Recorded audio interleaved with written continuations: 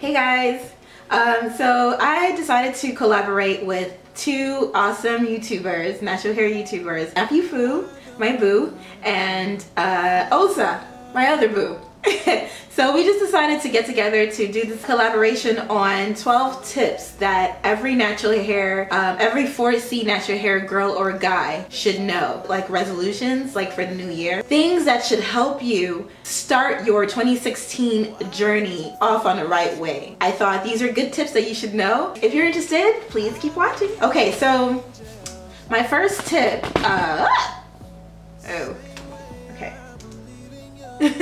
problems. Okay, so these are gonna be in no particular order. They're just, you know, as they come to me. So I'll just stress the ones that I feel are most important, but I really feel like they're all important. So my first resolution that I propose to you is to remain consistent in your routine. So try to be disciplined and keep your routine as something that you're on constantly. If your routine is kind of like a weekly wash, you know, deep condition, or a bi-weekly or monthly deep condition treatment like I do for myself, try to train yourself to stay within that routine, because what you're doing is you're training yourself to be comfortable. You're disciplining yourself, you're disciplining your mind, you're disciplining your fingers and your body to stay in that routine. And I feel like when I carve out something like that and I'm able to stay on it, I feel like I get the most results that way. Whatever you focus on expands. So if you're focusing your energy on something, then you're eventually going to yield the results that you want. And that actually brings me to the second tip, which I just mentioned about being disciplined. Being disciplined means that you're going to be doing something that you're not comfortable with, that your body isn't comfortable with, because it's outside of you. Like you don't, I keep bumping into this. It's something that's outside of you. You may not be used to even styling your hair. Like I remember, or even like treating your hair. I remember back in the day when people were just started going natural and they would complain about, actually people still do this now, but they would complain about how time consuming it is and you're doing all this stuff and it's just so much work. And I would think, well, coming from, you know, my background where I thought I was doing something if I went to my stylist, you know, like once every 2 months, and then maybe like arbitrarily I would just decide, oh, today I think I'm gonna deep condition my hair, and I was relaxed. That type of person, I feel like, would think that it's so big, like it's so much work to have natural hair, because now you have like this influx of information, all these things that you should probably do to your hair. So when you're coming from not doing anything to your hair at all, and you're going to, you know, an entire routine, of course it seems like a lot. That's when the discipline comes in. That's when that consistency comes in, and you have to kind of like, you know, like I said, train yourself, train your body, train your fingers, train your mind to just expect it and to deal with it. You know what I mean? And then as you're focusing on that, you will get the results eventually. Understand that your hair is uniquely your own. So it's great to look at other natural hair girls and guys and be inspired by them and what they're doing, but don't get sucked into, you know, the glossy Instagram photos and the shiny, you know, YouTube videos where they're only showing you their best results, their best take. Don't get sucked into that. You know, it's great and it's good to be inspired by all that stuff, but you know, obviously always understand that your hair is your own, and your hair is not gonna look like hers or his or whatever. It looks like yours, and you should just accept that for what it is. Your strands are uniquely your own. The density is uniquely yours. The porosity is uniquely your own.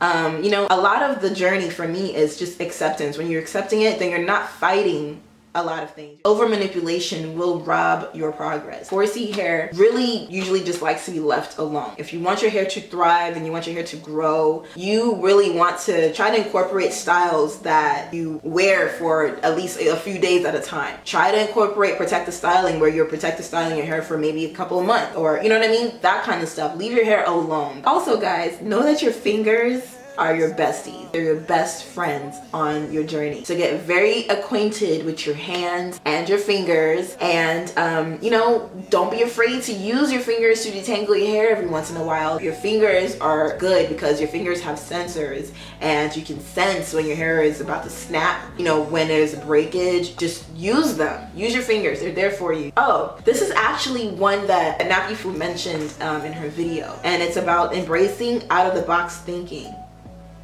message, hello. So if you're researching and you find a technique that might not be popular or no one has even talked about, but you feel like it may work for you, use it. I'm like the biggest advocate for using stuff, very unconventional things. Like I did a blog post a while ago on ghee butter, which is like this yogurt butter that they have in Nigeria and also in parts of the Middle East. So I used it in my hair. My hair smelled like popcorn, but it was fine. I am very into like trying, you know, alternative means to still get the same results that you can get commercially.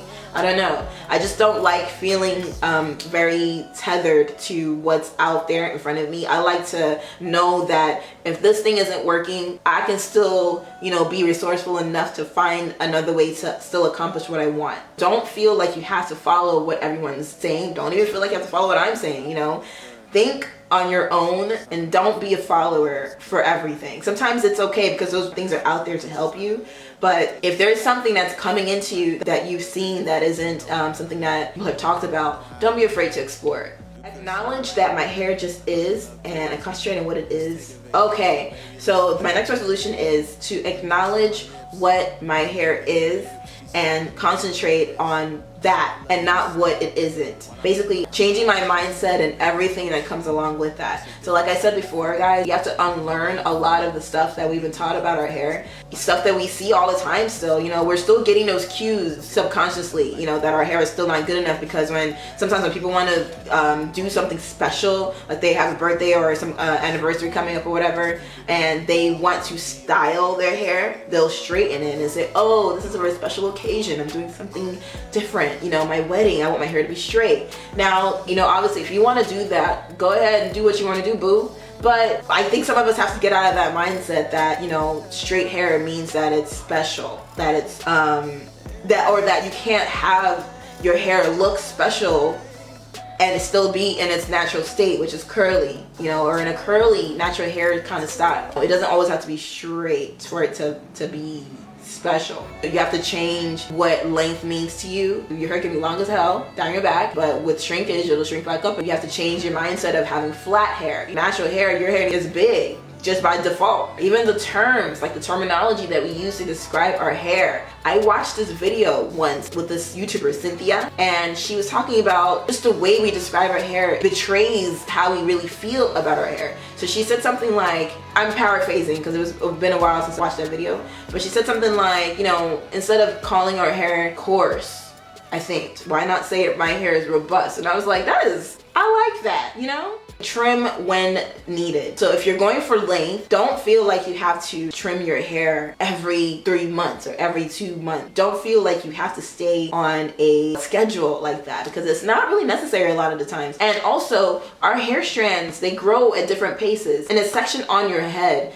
the hair strands are not even necessarily all growing at the same pace. So if you have healthy hair that's kind of like growing and then starting to kind of separate out where they're growing, but they're all growing at different lengths, and then you're feeling like, oh, my hair looks like this, so that means I have to cut it because it's not even. That's not necessarily breakage. It's just an aesthetic idea that you're trying to have, and it doesn't necessarily mean that your hair is unhealthy. For hair length, a resolution that I propose to you guys is to trim what's needed. Don't feel like you have to stay on a schedule of trimming. Personally, I trim my hair twice a year. That I do stay with, but I also dust my ends. I snip off splits. Your hair, type 4 hair, 4C hair, this hair that I have, super curly, is the curliest hair on the planet. It just is. Some of us may have hair that's not necessarily like curly like that. You know, some people may have kind of like waves or an undefinable curl pattern, which is what I have too. Like my hair doesn't necessarily always clump, you know, in a defined curl pattern. However, with that being said, my hair still is curly. So a way that I like to think about it, guys, is if you have the same strands of hair, like 2 strands of hair, one from someone who has like loose curls, her curl revolutions are bigger, and another from mine where my hair is tightly curled, but the curl revolutions are tinier. There's more curls on the strand. If you were to count the number of curl revolutions in the loosely curled hair versus the curl revolutions in my hair, I would have more because my curls are tinier, and so I'm able to fit more curls on a strand versus someone who has a looser texture, right? So with that definition, who has the curliest hair? Does that really matter in the grand scheme of things? Probably not. Be more concerned with how your hair is behaving. You know, the porosity, the density, you know, those type of characteristics I feel like are more important to knowing your hair texture and understanding how your hair behaves than curl pattern and if your hair clumps when it's wet. Who cares? Who cares about that?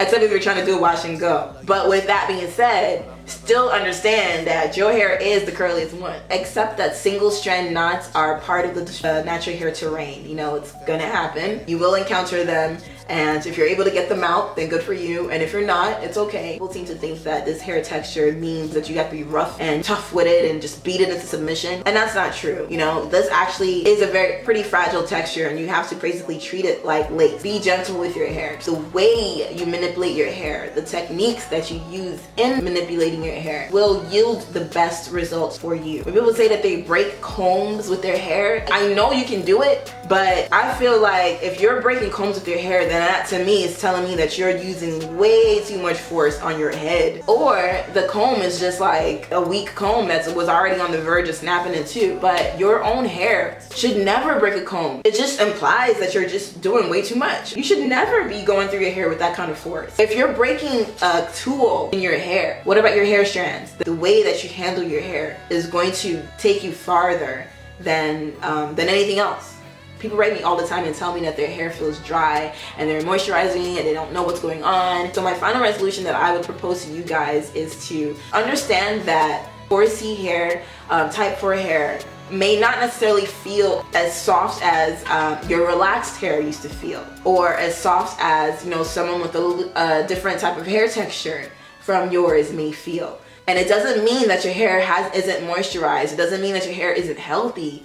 It just means that this is literally the texture of your healthy hair, and that is okay. So another challenge that I propose to you guys is to understand how your moisturized 4C hair feels. What does that feel like for you? For me, like right now, my hair feels pretty soft, but it also feels soft because my hair is kind of stretched. I stretched it out previously, so that makes my hair feel soft because it's stretched. When my hair is curly, my hair doesn't feel as soft, but my hair is like conditioned. It's been cold washed, oiled, and sealed with the butter and all that stuff. So for you, I would say it's good for you to just understand what moisturized 4C hair feels like. It's not necessarily always gonna feel like, you know, like I said, like relaxed hair or baby soft. It's not always gonna feel like that. And just because it feels the way it feels doesn't mean that there's something wrong with it. I think that's part of that unlearning that we have to do. You have to just accept what your hair is doing, how your hair feels now. Oh my god, I can really keep talking about this stuff for forever, guys, but if you've made it to the end of the video, good job, okay? Great job. And as a reward, one of you will win some yards of African fabric, similar to these beauties being pictured here. So all you have to do is to head over to my Facebook page, Geraldine the Great, and like me there. I'm really trying to grow the family over there, so I would really appreciate it. I would be so grateful if you guys could help a sister out and like the page. That would be really amazing. And then of course, like this video and feel free to share it. I'm sure there's someone in your life who would benefit from these tips. And also comment below on any natural hair tips or mental shifts that you've experienced on your journey. You guys know I'm always super curious to know what you're thinking. Also, don't forget to check out Nappyfu and Osa's videos. Both will be linked in the bottom bar for you. And again, thank you so much for watching. As always, I really appreciate it. And I will be back with more soon.